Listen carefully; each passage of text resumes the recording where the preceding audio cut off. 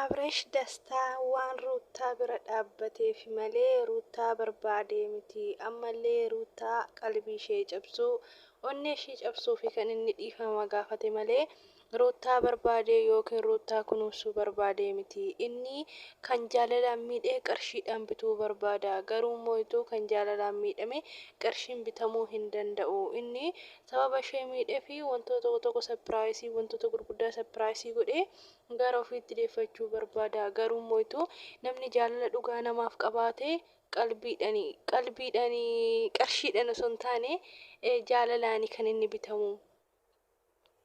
Malee inni yeroo hundaa sapiraayisii gochuuf ariifata.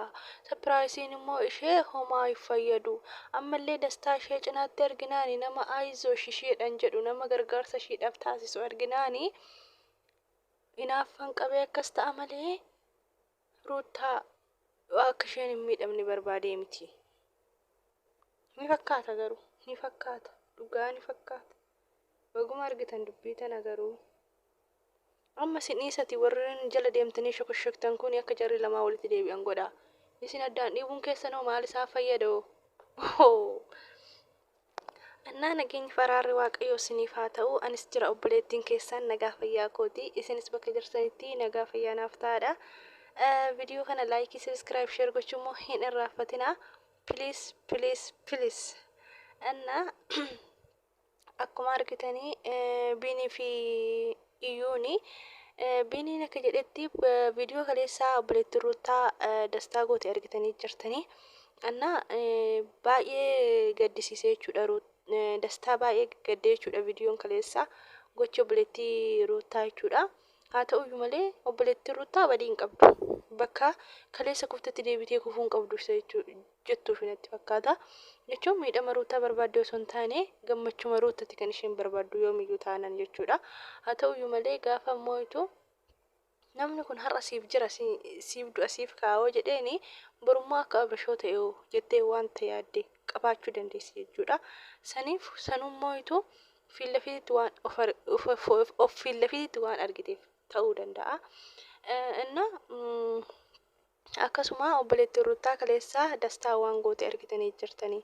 Garuu haa ta'uyyuu malee dastaani dubbii sanirraa baay'ee aaree baay'ee gaddee hanga waan hundaa nadhiisee gara wanti itti deebi'a bakka dhufetti deebi'a jechuutti gahe gara hojii koottan deebi'a jechuutti gahe baay'ee aaree hanga imimmaan dhufuutti gaheeti kan natti dubbate. Garuu baay'ee miidhamaa jira. Inni kana kaffalaa jiruuf jaalalaa fi malee waan biraa miti badii tokko hin qabu. Nama sin jaalladha jaalala siif qaba jedheedha malee nama ishee miidhee miti. Namni kamiyyuu dhufanii afaan itti banuu hin qabanii. Afaan itti hiikkachuu hin qabanii. Maaliif maal balleesse? Inni si jammarra obboleettiin ruutaa kaleessa akkas isa godhu osoo hin taane silaa kan akkas jechuu ni qabdu kan ka'ii jechuu ni qabdu ture. Abresh ture. Yeroo isheen boossu yeroo isheen gadditu kanii boochisaa ture Abresh waan ta'eef kun immoo isheen bakka isheen gadditee bakka isheen kuftee jirtu bakka gadda keessa jirtu gadda keessaa gammachuu kan fidee fi isheedha. Dastaan dhumnaan kan isheen boo'icharraa gara kolfaatti jijjiirte malee dura nama gadda keessa turteedha. Abresh immoo itu akkasuma nama isheen sababa isheen gadda keessa baatee gara gammachuutti dhayxee fi kanaaf kan inni amma fakkeessee dhufe malee jaalala isheedhaaf qabaate yookaan immoo itu jaalalaaf aarsaa kaffalu tokko illee hin beekne. Inni maallaqa nama bituu barbaade akkasummoo hin ta'u. Kanaaf obboleettiin ruutaa sirriitti balleessite haa ta'u malee hanga obboleettii taasisaniif waan baay'ee sitti dhaga'amuu danda'a.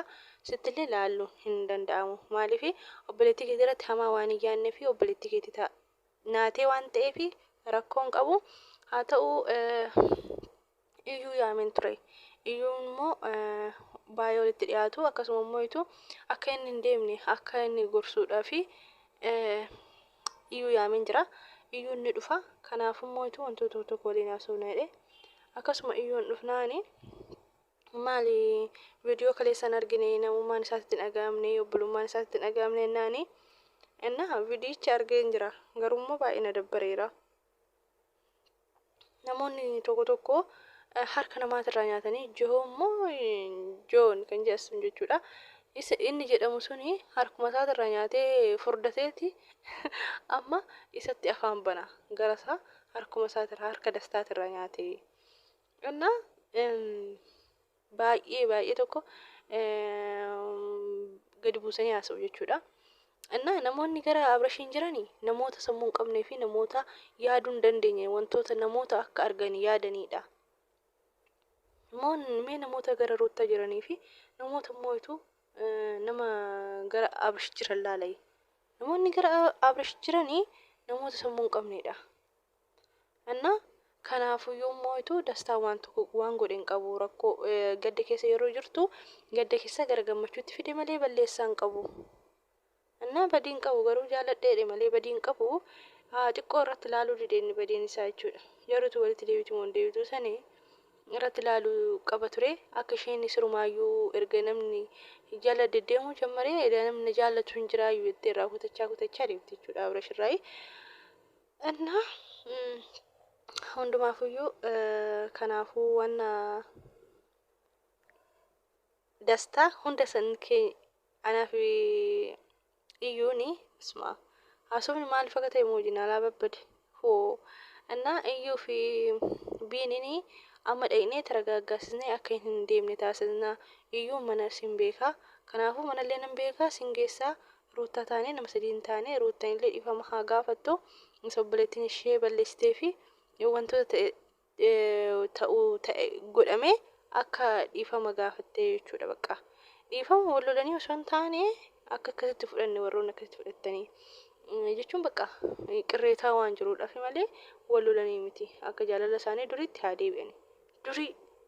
Jaalala durii jedhanii barsiisuun dheeressanii dur kami Abirish wajjin egaa warrootuma jidduu deemtee Ruuttaan saba ishee jirtee jaalalli duraa sunitti dhaga'amee bakka abbaa mucaa kooti yoon harka kootti deeffadhe hundi ishiitu lafatti haftettee harkatti deeffatti warroonni numti iddoo deemtanii Ruuttaan akkasii Abirish akkasii jettan kun akkam taatu.